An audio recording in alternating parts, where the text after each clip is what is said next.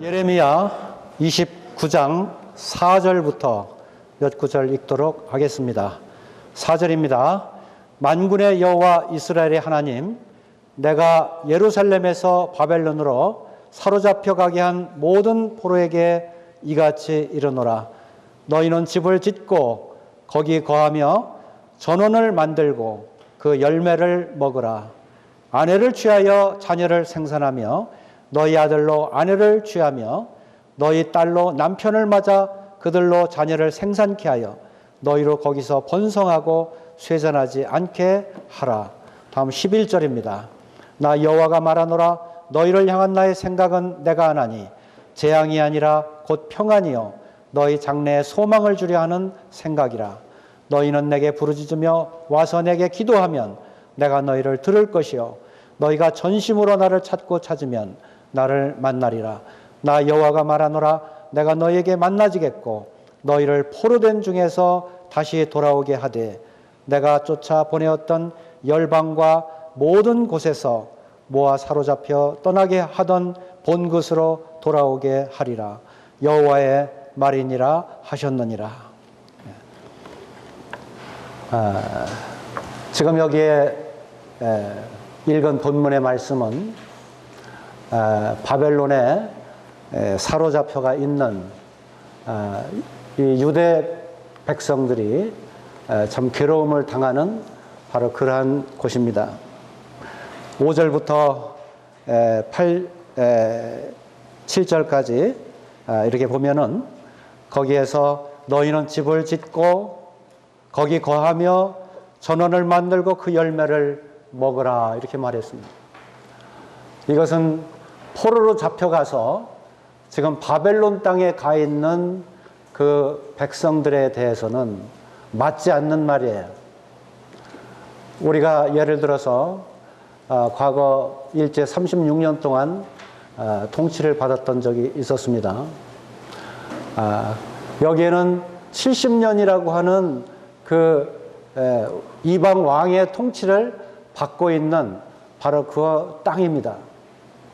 이 바벨론의 땅에 있는 백성들이 평안할 리가 없죠. 참 그곳에서 그 고통 소리를 들어보면 그들은 그들의 노력거리가 되었고 그곳에서 참 자기들이 섬기고자 했던 하나님을 온전히 섬길 수도 없는 그러한 비참한 처지에 처해 있었던 것이죠. 그들은 하나님 이 선지자들의 말씀대로 하나님의 말씀을 거역함으로 인해서 그들은 예루살렘이 짓밟히고 성전이 회파되고 그리고 그 기물들을 다 빼앗기고 이것이 역사적으로 잘 기록이 되어 있어요. 열왕기 하 25장과 역대하 36장에 보면 여기에 아주 그와 같은 사실들을 잘 기록해 놓았죠. 우리 역대하 말씀을 살펴보겠습니다.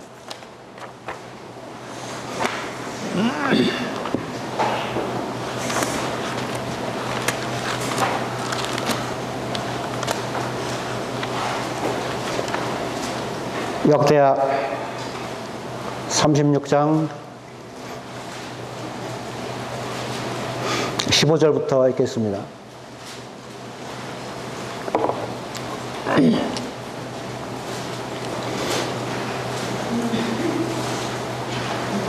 그 열주의 하나님 여호와께서 그 백성과 그 거하시는 곳을 아끼사 부지런히 그 사자들을 그 백성에게 보내어 이르셨으나 그 백성이 하나님의 사자를 비웃고 말씀을 멸시하며 그 선자를 욕하여 여호와의 진노로 그 백성에게 미쳐서 만회할 수 없게 하였으므로 하나님이 갈대아 왕의 손에 저희를 다 붙이심에 저가 와서 그 성전에서 칼로 청년을 죽이며 청년 남녀와 노인과 백발노홍을 긍휼히 여기지 아니하였으며 또 하나님의 전에 대소기명들과 여호와의 전에 보물과 왕과 방백들의 보물을 다 바벨론으로 가져가고 또 하나님의 전을 불사르며 예루살렘 성을 헐며 그 모든 궁실을 불사르며 그 모든 귀한 기병을 회파하고 무릇 칼에서 벗어난 자를 저가 바벨론으로 사로잡아가매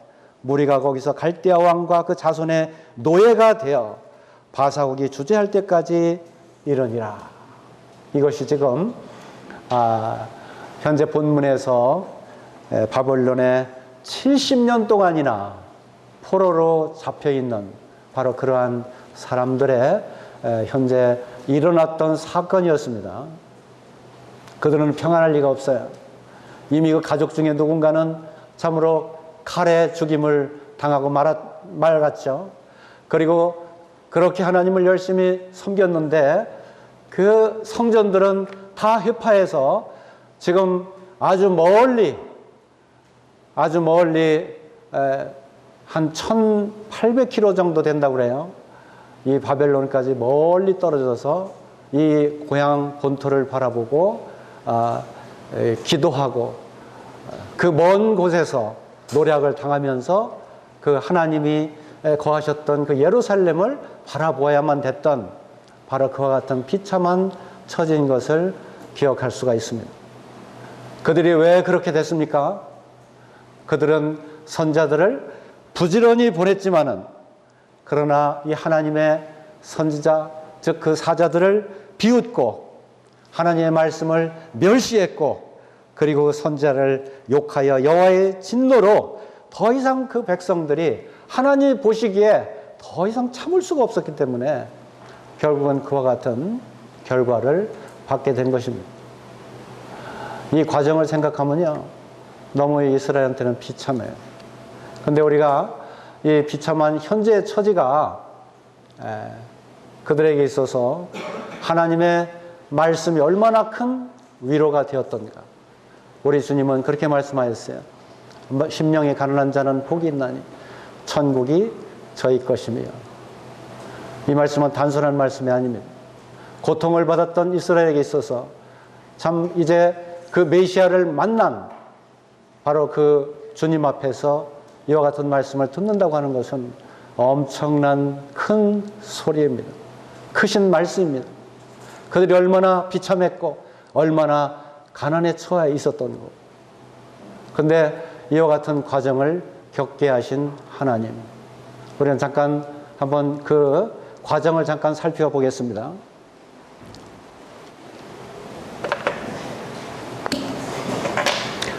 하나님은 애초에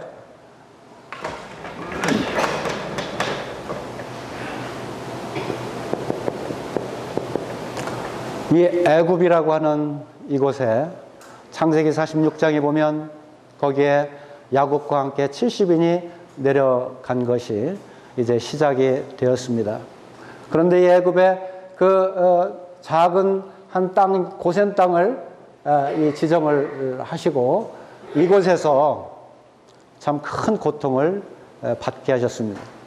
400년간의 이와 같은 고통을 여기에서 참 견딜 수 없도록 이것도 처음에는 잘 시작을 했지만은 그러나 이제 자꾸 왕이 바뀌고 세월이 가고 400년 동안이라는 이 세월이 흐르는 동안에 나중에는 견딜 수가 없었어요.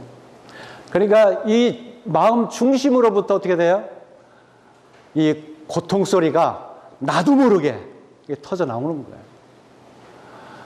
하나님은요 항상 우리로 하여금 기도 듣기를 원하세요. 마음이 가난한 상태에서 누구든지 기도를 하면 얼마나 좋겠습니까마는. 그러나 이 백성이 고통받기 전에는 기도를 하지 않아요. 하나님을 찬양할 줄 몰라요. 그래서 이 백성들이 가만히 지내는 것을 두고 봤는데 이제 400년 거의 가까이 가니까 그때는 이 백성들의 고통이 얼마나 컸던지 거기에 출애굽기 2장, 3장에 보면 하나님께서 그 백성들의 부르짖는 소리를 들으셨느니라 하시고 이제 모세를 그때 부르셨어요. 이것이 큰 사건이죠. 모세를 불러서 이제 애굽을 이제 나오는데 이 출애굽의 사건, 출애굽기 14장에 나타나 있는 출애굽 사건은 이 애굽에서 벗어나는 데 대해서 이 고통 소리를 듣고 하나님께서 벗어나게 하신 이 놀라운 사건입니다.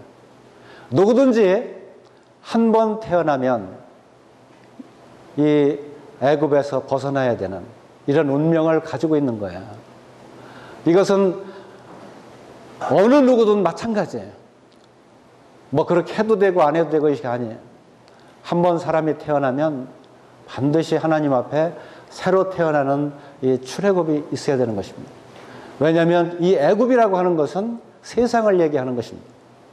내추럴한 이 자연을 얘기하는 거예요. 우리가 모태로부터 태어나서 그냥 우리의 세상 풍속을 바라보고 그저 하나님의 영이 없이 그저 내 좋은 대로 육신대로 살아가는 바로 이러한 것을 애굽이라고 할 수가 있어요. 그런데 이 애굽에서 이 탈출하는 이것은 이 백성들 모세가 한 게 아니에요. 하나님께서 이 애굽을 벗어나게 하셨어요. 하나님의 그 능하신 손으로 이 탈출하게 할 때에 엄청났어요. 그 홍해바다 그것이 벽이 돼서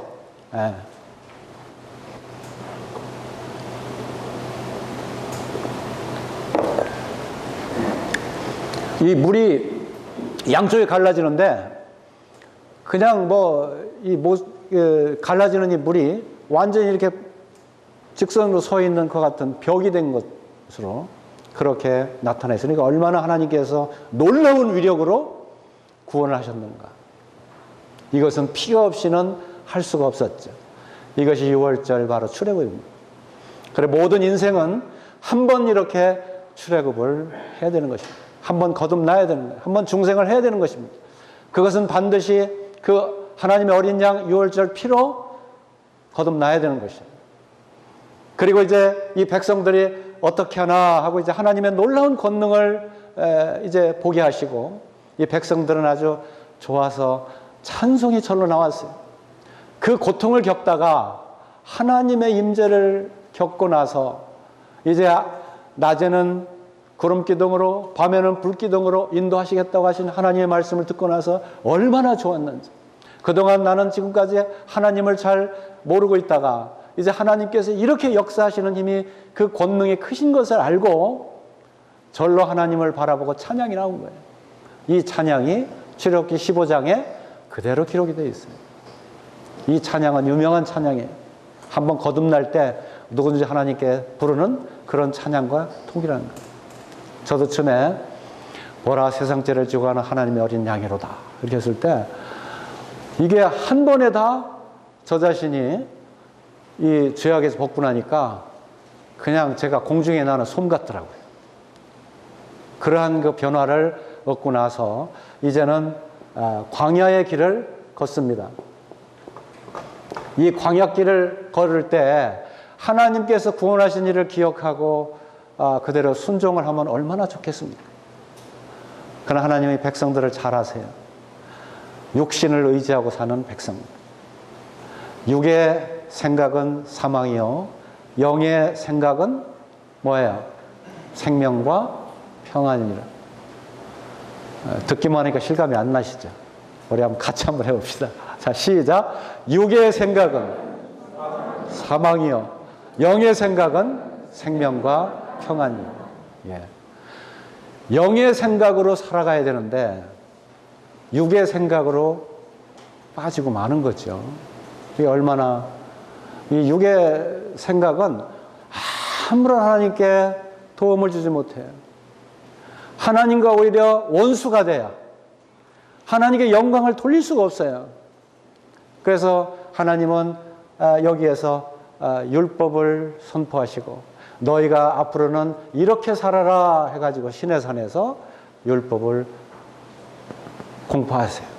그리고 그것도 율법이 너무 많으니까 그 중에서 딱 10가지를 골라서 추려가지고 그걸 돌에다가 새겨서 이것을 지켜라. 많은 것 다 안 지켜도 지키는 것보다 이 10가지 중점적으로 지켜라. 그런데 백성들이 우리가 그것을 지키겠습니다. 출애굽기 19장에 보면 우리가 그것을 다 행하리이다 그랬습니다.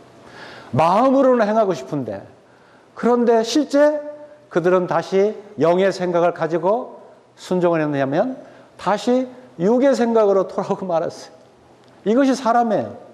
자꾸 벗어나려고 하는데 자꾸 육의 생각으로 자꾸 돌아오는 거예요. 당장 현실적으로 먹고 살기 바쁘고, 또 이웃을 찾아보면 서로 영의 생각으로 사랑해야 되는데 그러지는 못하고 육적인 생각으로 경쟁하게 되고 시기하게 되고 탐욕을 품게 되고, 이것이 육적인 생각이에요. 그래서 이 광야 생활 동안 가만히 보니까 이것은 가망이 없어. 20세 이상 되는 사람들은 내가 다 멸하리라. 하나님께서 그 불순종하고 그냥 불만 많고 이런 하나님께 대해서 원망하는 이런 20세 이상에 되는 그 모세가 하나님께 특별히 불순종했던 그 기억을 하나님께서 알고 있어요.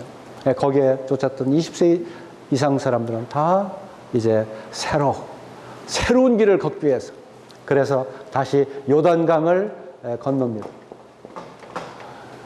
요단강을 건너서 이제 하나님의 약속의 땅에 들어갑니다. 참 이 약속, 우리는 이 하나님의 말씀을 볼 때 이 하나님의 약속만 잘 짓고 가면 좋아요. 참 성경이 재미있어요.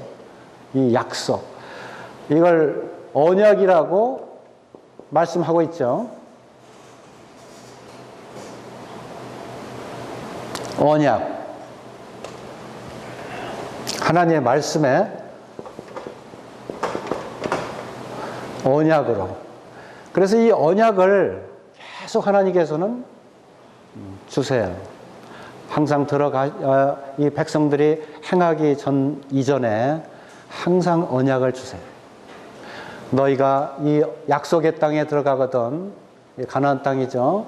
젖과 꿀이 흐르는 땅입니다. 어떻게 하라고 여기에서 신광야의 신명기를 통해서 여기에 다 준비를 시켜줬어요. 그게 언약입니다.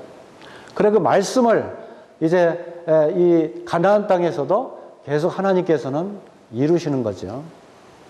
그래서 지금 이 백성들은 이 이전에는 세상적이었지만 이 이후에는 영적인 사람이 되어서 하나님을 섬겨야 되는 거예요. 하나님을 섬기되 이 언약의 말씀이 이루어질 것을 믿고, 그리고 하나님을 섬겨갈 때 그 믿음을 보시고 하나님께서는 항상 역사를 하십니다. 그 믿음의 말씀들을 얼마나 많이 주셨는지.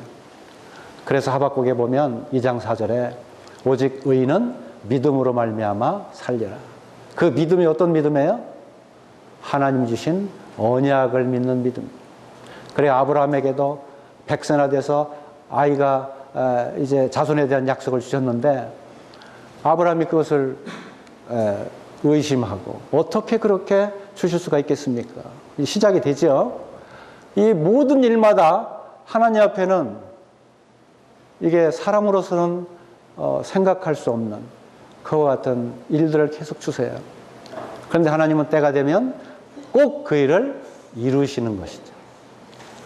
그래서 이제 이 언약을 주시는데, 지금 이 예레미야서에 나타나 있는 이 언약, 지금 현재 이 바벨론 70년 동안의 고통을 받고 있는 바로 그 백성들에게 그 11절 이후에, 본문 11절 이후에 하신 말씀이 뭐예요?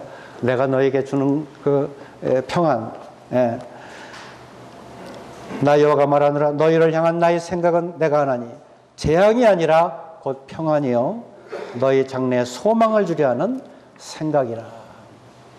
이 평안과 소망에 관해서 이 언약을 하나님이 심어주시는데, 이 언약은 다윗의 언약에 근거하고 있습니다. 이것은 사무엘하 7장 6절부터 18절까지 이렇게 쭉 나타나 있는 이 하나님의 그 언약. 내가 이제는 다윗의 그 위를 앞으로 영영히 보존하리라. 그리고 이제 이 다윗으로 하여금 이제 하나님의 영영한 나라를 약속을 하셨어요. 이 다윗으로 인해서 그 나라를 약속하시기까지 하나님께서는 특별히 유다의 그런 그 유다 지파의 약속을 주셨죠. 한 가지 제가 질문을 좀 해볼게요. 창세기 29장에 보면 거기에 야곱의 참 사랑하는 아내가 누굽니까? 라헬이죠. 또 총이 없다 했는데 그 아내는 레아지요. 우리 자매님들은 라헬을 참 좋아하죠. 그러시죠? 그냥 이 야곱이 20년 동안 그 종살이 할 때 이 라헬을 사랑해서 7년 동안 더 봉사를 했죠. 아주 열렬히 사랑했죠. 그래서 이 라헬을 참 좋아하세요. 근데 이 레아는 총이 없어서, 그러니까 야곱에게, 신랑에게 사랑을 받지 못해서 참 아주 참 사랑을 어떻게 하면 얻을 수 있나 이래가지고 참 아주 고통을 받던 그 레아예요. 근데 이 레아가 네 번째는 아들이 유다입니다. 이 유다를 낳은 바로 그 과정을 생각하면 첫 번째 아들, 두 번째 아들, 세 번째 아들까지는 이 자기의 신랑, 자기 남편 되는 야곱을 의지했어요. 그런데 이 유다를 낳을 때는 레아가 이제 남편을 포기하고 하나님을 의지했어요. 그래서 유다의 이름은 여호와를 찬양하라. 그것이 유다의 이름이에요. 창세기 49장에도 보면 유다에 대해서 그 여호와의 그 호를 말씀할 때 앞으로 유다 지파를 통해서 구원자를 보내실 이 계획을 말씀하셨는데, 이 유다가 결국은 다윗의 조상이고, 그리고 그리스도의 조상이고, 그리고 오늘날 우리들에 대해서 이 유다 지파가 그 안에 속해서 하나님을 찬송하는 이방인이지만 교회를 부르셔서 하나님을 찬송하는 자로 이렇게 삼아 주셨던 거죠. 그래서 이 다윗의 언약은 참 중요합니다.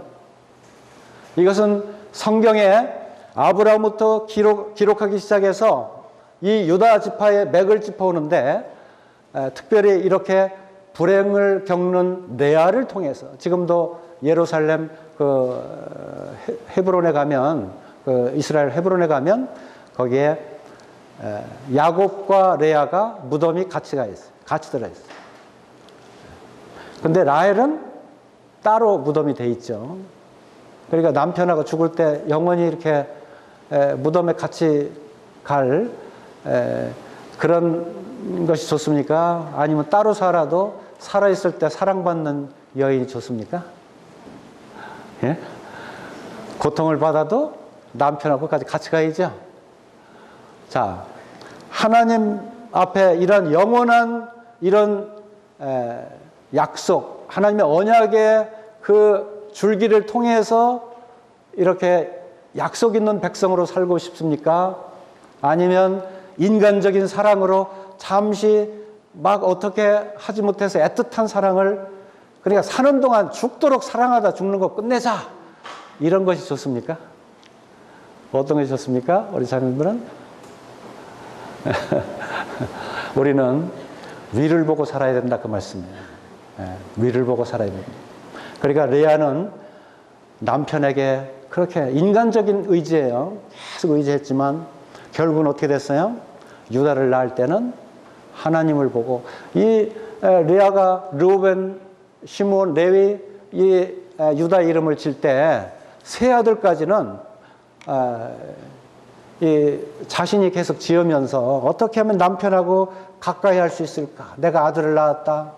또는 내가 이제는 인정을 받을 것이다. 또는 남편과 내가 연합할 것이다. 이렇게 이름을 지었는데, 이제 맨 마지막 유다 그 아들은 내가 하나님을 찬양하리로다. 이제 남편을 바라보지 않고, 좋다. 나는 이제는 하나님을 바라보고 살겠다. 태를 여시는 분도 하나님이시기 때문에.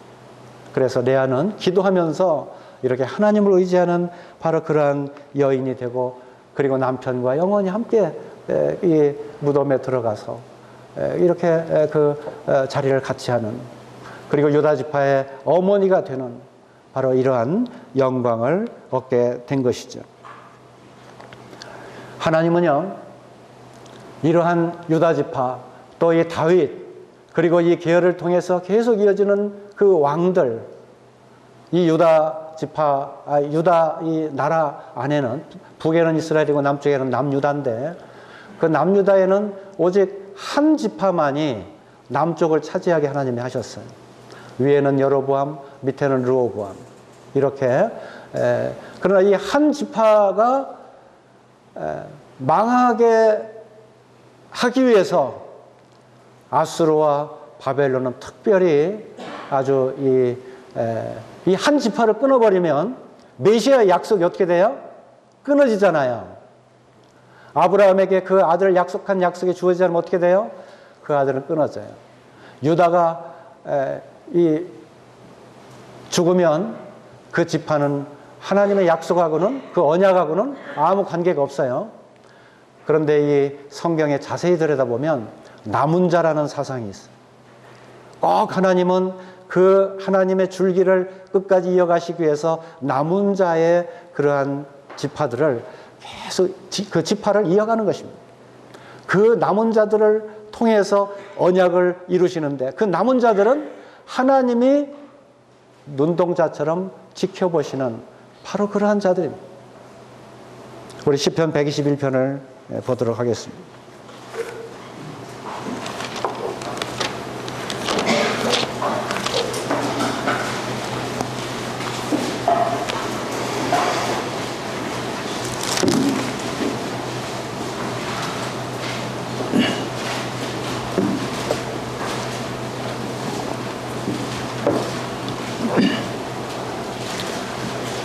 (121편) 3절 4절입니다. 여호와께서 너로 실족지 않게 하시며 너를 지키시는 자가 졸지 아니하시리로다. 이스라엘을 지키시는 자는 졸지도 아니하고 주무시지도 아니하시리로다. 여기에 너로 실족지 않겠다. 이 너가 누구예요? 바로 이 남은 자, 하나님의 언약을 성취해갈 자, 바로 이 남은 자, 너를 실족지 않게 하며 너를 지키는 자가 졸지 아니하시며 이스라엘을 지키는 자는 졸지도 아니하시고 주무시지도 아니하십니다. 그러니까 바로 눈동자처럼 지키시는 여호와 하나님이 바로 너 이스라엘만큼은 꼭 이렇게 지키시고 보호하시는 거예요. 이 성경을 우리가 이렇게 하나님 말씀을 대할 때 요 줄기를 읽어가면 굉장히 귀하고 놀랍고, 하나님께서 그 금방 꺼져가는 등불 같은데 그 등불을 계속 밝히시고 이어가시는 이 모습을 볼 때 정말 기가 막혀요. 기가 막혀요. 우리는 본문에서 나와서 한참 이렇게 다른 곳으로 왔죠. 그러나 도움이 됩니다.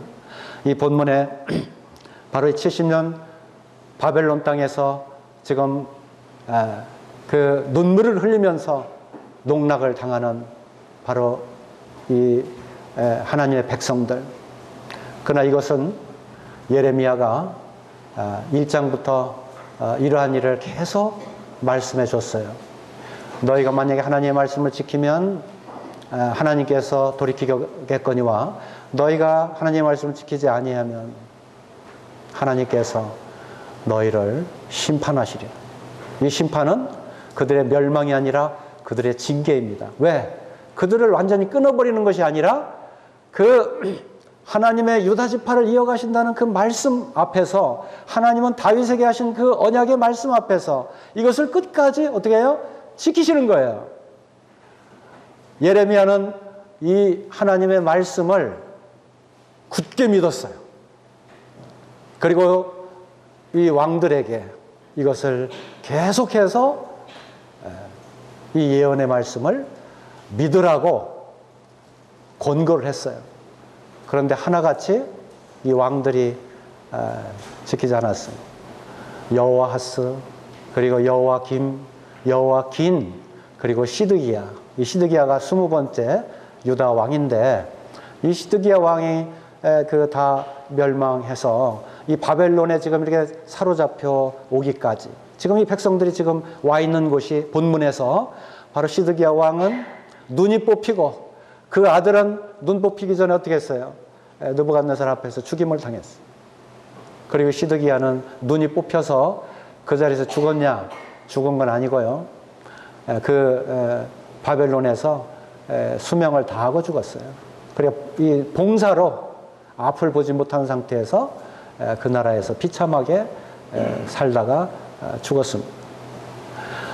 여기에 이 본문에서 예레미야는 편지를 써서 너희는 집을 짓고 거기 거하며 전원을 만들고 그 열매를 먹으라. 아내를 취하여 자녀를 생산하며 너희 아들로 아내를 취하며 너희 딸로 남편을 맞아 그들로 자손을 생산케 하여 너희로 거기서 번성하고 쇠잔하지 않게 하라. 이것은 편지죠. 거기 29장 1절에 보면 선지자 예레미야가 예루살렘에 편지를 느부갓네살이 예루살렘에서 바벨론으로 옮겨간 포로 중 남아있는 장로들과 제사장들과 선지자들과 모든 백성에게 보내었는데, 그게 바로 편지예요. 여기에서 우리에게 주시는 말씀은, 우리가 지금 이 바벨론 땅에 와 있지만 그러나 우리는 이 편지를 읽고 있는 하나님의 백성이라고 하는 것을 기억하셔야 할 것입니다. 우리는 지금 하나님을 섬기는 백성들입니다. 너희는 이제 하나님의 백성이요, 왕같은 제사장들이요, 하나님의 나라요. 그렇죠? 베드로전서 2장 9절에 그렇게 말씀하고 있습니다. 우리는 하나님의 백성입니다. 이 한 나라가 되기 위해서는 3요소가 있어요. 첫째는 주권, 그렇죠? 이 왕이 있어야 돼요, 왕이. 또 하나는 백성이 있어야 돼요. 백성이 없는 국가는 있을 수가 없어요. 그렇죠? 또 하나는 뭡니까? 영토예요, 영토. 이 땅이 없으면 국가가 성립이 될 수가 없어요. 주님이 오셔서요, 우리들에게 내가 왕이니라. 우리 주님이 오셔서 내가 바로 그다. 너희들이 바라는 건 메시아다. 바로 너희를 구원할 자라고 하는 것을, 언약되어 있던 바로 그 한 사람, 모든 이 세상에 있는 하나님이 지은 사람들, 그 인생들을 구원할 자, 하나님께서 우리에게 말씀 주셨어요. 내가 이제 새 언약을 너에게 말한다. 그리고 내가 이제 이 떡과 잔을 나누면서 이 새 언약을 선포하시고, 너희는 이 떡을 먹으라. 이 떡은 하나님의 백성이 함께 먹을 수 있는 떡이죠. 내 몸이라고 말씀하셨어요. 그리고 이 잔은 모든 사람을 위하여 흘리는 바, 이 죄를 사하기 위해서 흘리는 바 나의 피, 곧 언약의 피다. 이 죄사함의 우리를 구속할 대제사장으로 오신 분이 우리 주 예수 그리스도십니다.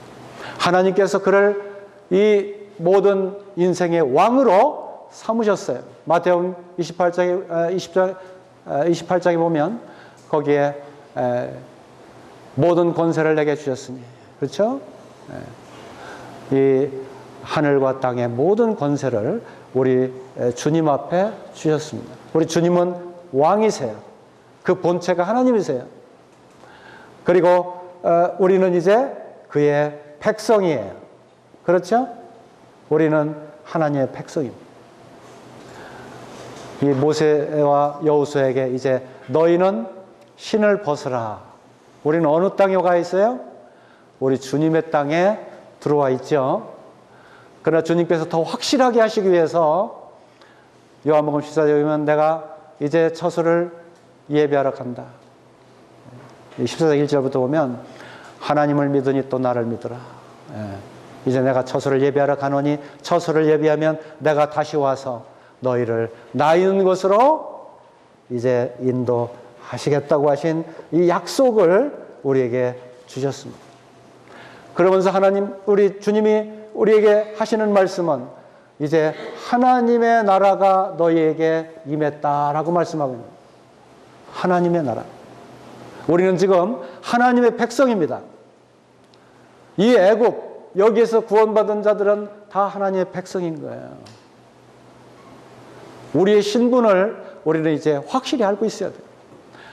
이 하나님의 백성은 하나님의 말씀을 순종해야 되는 것입니다. 이제 새 언약 가운데 하나님의 말씀을 우리가 쫓아가야 되는 것입니다. 이것이 로마서에 보면 이 출애굽의 과정, 구원받는 이 과정은 이 3장, 4장에 잘 나타나 있습니다. 그러나 이제는 이 성화되는 하나님의 백성으로서 이제 그 언약의 성취에 대해서 이제 새로운 기업을 잇는 자들, 그리고 이제 아담의 자손이 아니라 이제 순종의 그리스도의 자손이 된 바로 이와 같은 자들, 그리고 이제 율법이 아니라 하나님의 은혜 가운데 거하는 자들, 이제 바로 그러한 자들이 우리가 로마서 6장에서 세례를 받음으로 인해서 어떻게 됐어요? 하나님의 이제 나라의 백성이 되었고 하나님의 자녀가 되었고, 그리고 이제 이 광야를 걷고 그리고 이 약속의 땅에서 거하면서 우리는 모든 우상을 배제하고, 그리고 우리의 모든 더러운 것들을 다 우리가 어떻게 해야 버리고, 그리고 그리스도의 옷을 입고 새 사람으로 살아가도록 우리를 그렇게 인도하신 거예요. 근데 이제는 그리스도께서 오셨기 때문에 우리는 밝히 그것을 압니다. 그러나 주님이 오시기 전에 예레미야는 바로 이 본문을 통해서 너희의 신분은 바로 하나님의 나라에 속해 있는 바로 그러한 백성들이라고 하는 것을 편지로 알려주고 있는 거예요. 그래서 그곳에서 70년이라고 하는 이 기간은 그 전장에 예레미야 28장에 보면 하나냐라는 이런 거짓 선지자가 있습니다. 이 하나냐는 아유 금방 올 거야. 이게 저 느부갓네살 2년이면 바로 이제 우리한테 그 권세를 뺏기고 2년이면 돌아올 거야. 백성들한테 오히려 이 시드기야 왕한테 안심을 시켜준 그런 선지자예요. 듣기에는 굉장히 그럴듯해요. 그리고 위로가 되고. 그런데 그 말씀은 하나님의 말씀이 아니에요. 하나냐는 이것이 하나님의 주신 말씀이라고 했지만 이 거짓 선지자의 말은 거짓일 뿐이에요. 그걸 예레미야 28장에 길게 기록하고 있어요. 그리고 주님도 마태오 24장에서 우리에게 말씀하신 바는 너희가 이 마지막 말세, 마지막 때에 거짓 선지자들을 조심해라. 유혹을 받지 말아라. 하나님의 백성들에게는 오직 뭐예요? 하나님의 말씀을 의지하라고 하는 거예요. 하나님의 말씀을 의지해야 돼요. 이 하나님의 말씀을 떠나면 우리는 하나님의 언약에서 어긋나게 되고, 이런 거짓 선지자 그리고 사단의 유혹을 따라서 우리가 잘못된 일로 빠지고 마는 거예요. 많은 사람들이 유혹을 하는 것입니다. 지금은 디지털 시대, 스마트폰 시대가 돼가지고, 스마트 시대가 돼가지고 아주 말도 못하게 거짓말로 퍼뜨려요. 이러할 때 이 하나님의 말씀이 우리에게 함께하고 있다고 하는 사실은 우리가 얼마나 든든하게 지금 하나님을 섬길 수 있는가. 그런데 하나님은 이렇게 애타게 우리 백성들을 거룩한 백성으로 계속 보존시키고 또 그들에게 축복하시기를 원하는데 이 백성들은 말을 안 돼. 우리의 이 마음들을 잘 이렇게 다스리시고 양심으로 하나님을 섬기셔야 돼요. 지금이 그런 시기예요. 우리 본문으로 넘어오겠습니다. 11절입니다. 나 여호와가 말하노라. 너희를 향한 나의 생각은, 하나님의 생각입니다. 이 생각은 중간에 보면 곧 평안이요. 그리고 너희 장래에 소망을 주려 하는 생각이라. 오직 우리에게 평안을 주시기 위하고 또 소망을 주려 하는 이 사랑이 크신 거예요. 하나님은 이게 얼마나 놀라운 사랑인지 몰라요. 우리 주님께서 부활하신 뒤에 제일 먼저 그 제자들에게 앞에서 하신 말씀이 뭔지 아세요? 너에게 평안이 있을지어다. 네. 너에게 평안이 있을지어다.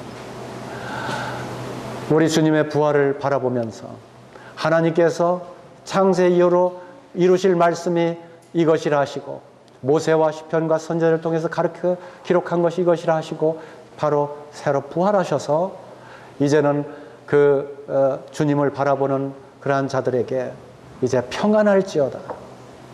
네. 우리의 이 평안은요, 내가 지금 갖고자 하는 이런 평안하고는 달라요. 사람이 생각하는 평안하고는 달라요.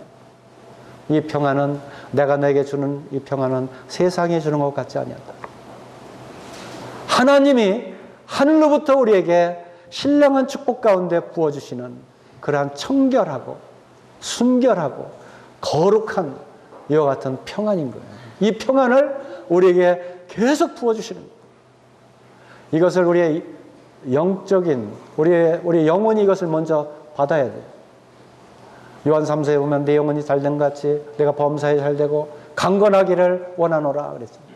내 영혼이 잘되고 먼저 우리의 영혼 가운데 하나님의 신령한 축복이 먼저 임해야 되는 거예요.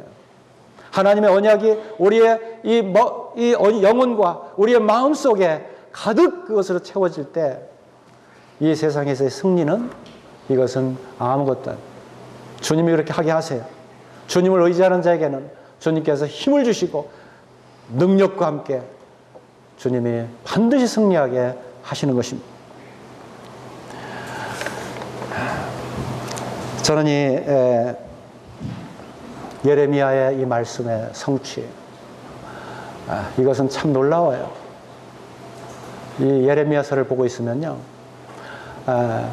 우리가 이 애굽에서 이 구원받을 때 이때는 우리의 죄사함에 대한 그 기쁨과 우리의 마음의 평안과 그 희열을 느끼지만요, 이제는 이 예레미야를 통해서 70년 그 징계를 받고 그 뒤에 우리의 심령 속에 성령으로 임하는 바로 이와 같은 그 평안을 누리게 될 때는 이것은 감당할 수 없는 기쁨을 주세요.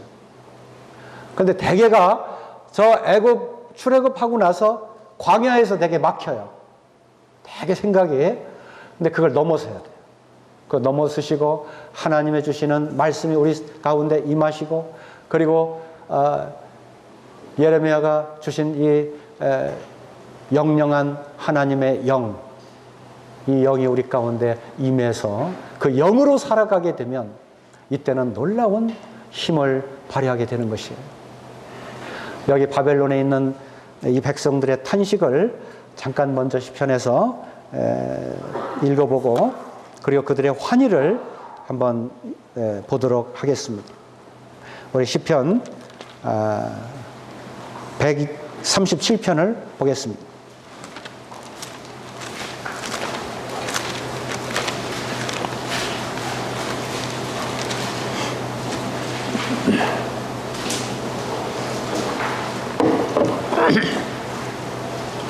(1절입니다) 1절부터 읽겠습니다. 우리가 바벨론의 여러 강변 거기 앉아서 시온을 기억하며 울었도다. 그 중에 버드나무에 우리가 우리의 수금을 걸었나니 이는 우리를 사로잡은 자가 거기서 우리에게 노래를 청하며 우리를 황폐케 한 자가 기쁨을 청하고 자기들을 위하여 시온 노래 중 하나를 노래하라 함이로다. 우리가 이방에 있어서 어찌 여호와의 이름을 부를꼬. 예루살렘아 내가 너를 잊을진대 내 오른손이 그 재주를 잊을지로다. 내가 예루살렘을 기억지 아니하거나 내가 너를 나의 제일 즐거워하는 것보다 지나치게 아니할진대 내 여가 내 입천장에 붙을지로다. 여기까지만 읽겠습니다.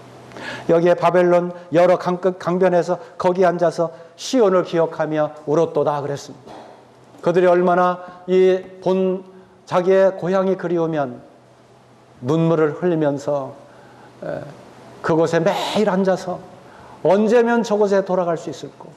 언제면 우리도 이 나라를 회복할 수 있을까?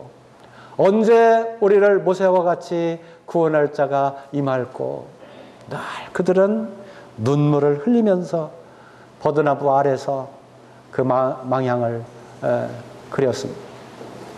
그리고 그 옆에 있던 바벨론 사람들은 너 한번 네가 잘 부르는 노래 좀 불러봐라. 그런데 여호와의 노래를 그들 앞에 이방인 앞에 부르려니 그 부를 수가 있겠습니까? 그리고 예루살렘 그것을 5절에 보면 5, 6절에 보면 그들을 잊을 수가 있겠습니까? 그 예루살렘을 잊을 수가 있겠습니까? 이러한 심정으로요 70년을 살았어요. 70년. 여기 지금 70세 되신 분 계시죠? 한 살부터 70살. 그동안 되는 동안에 그 긴 세월 동안 그들은 이 바벨론에서 그 고통을 받았습니다. 거짓 선지자는 2년이면 끝나니까 그냥 먹고 마시고 마음대로 해 그랬지만 예레미야는 정확하게 70년.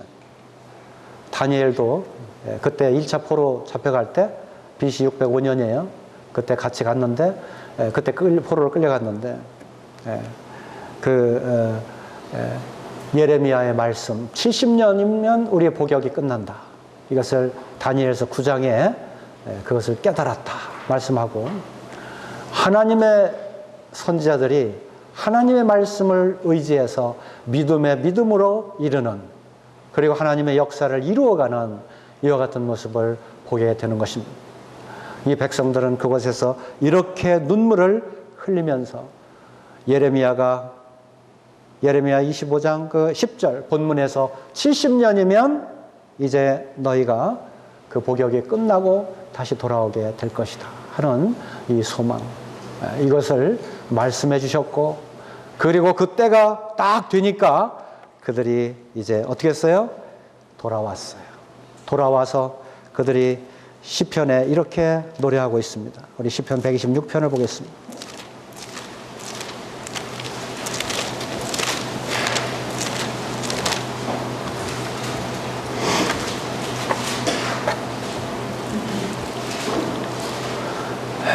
우리 한번 다 같이 한번 읽어보자.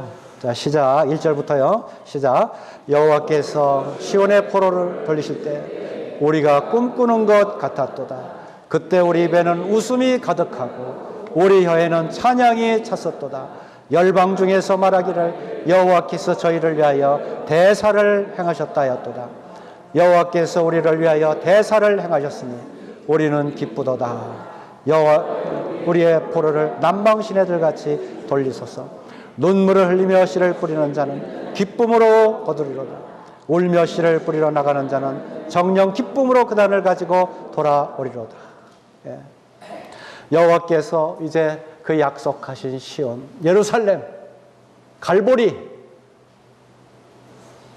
아브라함이 여호와 이레로 이삭을 드렸던 바로 그 단 그것이 시온인데 그곳에 탁 돌아왔을 때 그들의 그 감격 하나님께서 이 백성을 끝까지 지키시고 그 약속을 성실히 이행하신 이 말씀을 듣고 나서 이 마음이 덜컥 막혔어요. 그들이 찬양을 하려도 너무 기쁘고 눈물이 나와서 찬양이 안 나와요. 그래서 지은 씨가 어떤 신지 아세요? 시편에서 가장 짧은 시 몇 편이죠? 시편 117편. 우리 한번 읽어보세요. 이것도 기억하시고 하나님을 기억하기 위해서 다 같이 한번 읽어보겠습니다. 117편 1절 2절입니다. 시작. 너희 모든 나라들아 여호와를 찬양하며 너희 모든 백성들아 저를 칭송할지어다. 우리에게 향하신 여호와의 인자하심이 크고 진실하심이 영원함이로다. 할렐루야. 더 이상 말이 안 나와요. 70년 동안의 고통 속에 하나님이 말씀하신 대로 하나님이 우리의 백성들 한 번 택한 이 자기의 자녀들을 사랑하셔서 더 이상 시를 짓다가 못 지은 시가 바로 이 시예요. 여기에 크게 두 가지. 여호와의 인자하심. 이거 사랑인데요. 여호와의 그 사랑, 그 인자하심이 영어로 얘기하면 똑같아요. 영어로 얘기하면. 그 인자하심. 그리고 주님의 진실하심. 한 번 말씀하신 것은 반드시 이루시는 그 진실하신 여호와 하나님. 이 시편 117편을 이렇게 주님 앞에 찬양하면서 그들은 여호와 하나님을 할렐루야로 답하고 있어요. 그대로 그들의 생활이 얼마나 달라졌는지요. 그것도 한번 보고 가야죠. 우리 시편 121편부터는요. 성전에 올라가는 노래입니다. 이 시편 120편부터 135편까지 성전에 올라가는 노래 속에는 항상 이제는 이 다시 70년 회복을 받고 성전이 BC 516년에 재건이 됐거든요. 그리고 성전에 이제 올라갈 때마다 이 성전의 노래를 부르는 거예요. 121편에 보니까 내가 산을 향하여 눈을 들리라. 나의 도움이 어디서 올꼬? 나의 도움이 천지를 지으신 여호와에게서로다. 나의 도움은 이제 나는 지금까지 우상에 빠져 있었고 여호와 하나님이 이렇게 인자하시고 진실하신 분인지 몰랐다가 우상 숭배했다가 이제는 여호와 하나님의 말씀대로 되는 것이구나. 그들이 그 여호와의 산 예루살렘 성이 있는 그 산만 바라보아도 천지를 지으신 하나님이 우리의 돕는 자시구나. 나의 도움이 어디서 올꼬? 그러면서 120편 5절에는 여호와는 나를 지키시는 자라. 여호와께서 내 우편에서 내 그늘이 되시나니 낮에 해가 너를 상치 아니하며 밤의 달도 너를 해치 아니하리로다. 여호와께서 너를 지켜 모든 환난을 면케 하시며 또 내 영혼을 지키리로다. 여호와께서 나의 출입을 지금부터 영원까지 지키시리로다. 성전에 올라갈 때요. 여호와 이제 천지를 지신 여호와 하나님이 얼마나 우리에게 귀한 분인지, 아브라함 때부터 인도하시던 그 하나님 얼마나 진실한 분인지, 이제 하나님의 말씀을 착 붙어서 그 진실하심을 이 백성들이 인정하고 찬양을 부르기 시작했어요. 그들은 이제 122편의 2절에 보면요. 예루살렘아 우리 발이 내 성문 안에 섰도다. 이제 그 그리고 그리던 성문에 들어오니까 그들이 얼마나 감격했겠어요. 내가 이렇게 죽지 않고 살아서 내가 이 성문 안에 다 들어오다니. 그리고 123편에는 하늘에 계신 1절에 하늘에 계신 주여 내가 눈을 들어 주께 향하나이다. 종의 눈이 그 상전의 손을 여종의 눈이 그 주모의 손을 바람같이 우리 눈이 여호와 우리 하나님을 바라며 우리를 긍휼히 여기시기를 기다리나이다. 이제 여호와 하나님을 기다리면서 이래서 124편에 보니까 이스라엘은 이제 말하기를 여호와께서 우리 편에 계시지 아니하시고 사람들이 우리를 치러 일어날 때 여호와께서 우리 편에 계시지 아니하셨다면, 이게 정말 지나고 보니까요. 여호와께서 우리 편이 되어 계시지 않았다면 이거는 큰일 날 뻔했죠. 어떻게 됐느냐? 거기 5절에 보니까 그때 넘치는 물이 우리 영혼을 잠갔을 것이라 할 것이로다. 우리를 저 이에 주어 씹히지 않게 하신 여호와를 찬송할지로다. 우리 혼이 새가 사냥꾼의 올무에서 벗어남같이 되었나니 올무가 끊어짐으로 우리가 벗어났도다. 우리의 도움은 천지를 지으신 여호와의 이름에 있도다. 여기 이에 씹히지 않게 하셨다는 것은 이렇게 씹으려고 이 일을 거쳐 잇몸에 넘어가려고 하는 그 순간에 얼른 손을 넣어서 빼는 걸 얘기하는 거예요. 그래서 순식간에 그 바벨론 그들의 손, 사단의 손에 넘어가야 될 운명인데 그 이 속에서 구원해 내신 여호와 하나님. 이것이 바로 시편 121편에 너를 지키시고 해. 우리를 눈동자같이 보호하시는 하나님이세요. 또 사냥꾼의 올무에서 벗어남같이 되었나니 올무가 끊어짐으로 우리가 벗어났도다 그랬잖아요. 사냥꾼의 올무 한 번 잡히면 벗어날 수가 없어요. 그런데 이 사냥꾼의 올무에서 벗어나게 하신 천지를 지으신 하나님, 우리는 그 하나님을 우리가 섬기고 있는 것입니다. 이제요, 거기 그 70년이라는 징계를 그 포로로 이렇게 받고 보니까 그들이 가정을 생각할 때 얼마나 그 기뻤는지요. 예. 그래서 나온 시가 시편 127편, 128편이에요. 거기에 보면